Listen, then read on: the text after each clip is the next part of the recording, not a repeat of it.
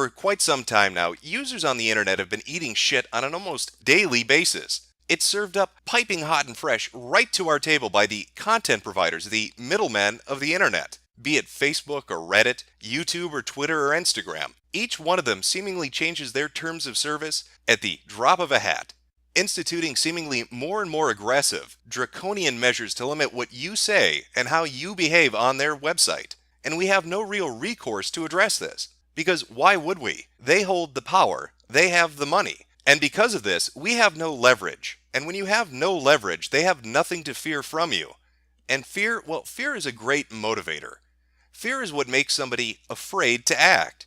In the case of these content providers, these middlemen of the internet, they have nothing to fear from us as a user. And so they feel free to continually update these terms of services, to continually change the shape of the internet into a dystopian hellscape. And it was already bad enough when it was these social media platforms.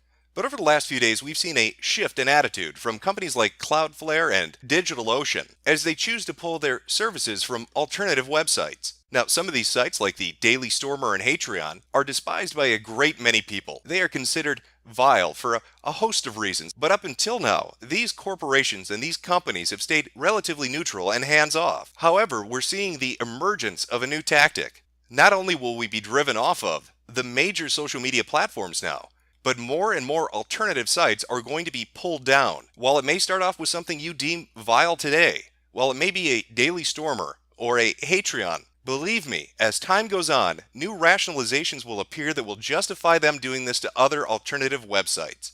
And again, it goes back to the very basic principle that we as users have zero leverage to stop them from doing it. However, I'd like to propose an idea that we aren't necessarily as helpless as we may believe ourselves to be. Because I want to reintroduce to you a concept from the Cold War: mutually assured destruction. Now, MAD was a deterrence principle. It was a basic, simple concept that two equally powerful opposing forces would be too afraid to initiate a confrontation due to the immediate retaliation they would face. In the case of MAD, that was nuclear obliteration, a apocalyptic scenario where the United States and Russia would engage in an all-out nuke battle, where we'd all be living a Fallout fantasy of dying of horrible radiation poisoning. But wait a minute, Jim. You said we have no power. As the users, we're weak and we're small. We can't do anything to these middlemen. So how could we institute something like MAD? You're right, we as the users don't have the power. But there is another group, besides us the users and the middlemen that provide us our content, that are equally as powerful as those content providers and are itching to fight with them. That would be the ISPs. So I would like to propose to you the concept of DAD, digitally assured destruction. I suggest we weaponize net neutrality. The concept of net neutrality is that ISPs, internet service providers, should provide access to the internet through every service at an equal portion, that they can't play favorites and they can't overcharge certain platforms.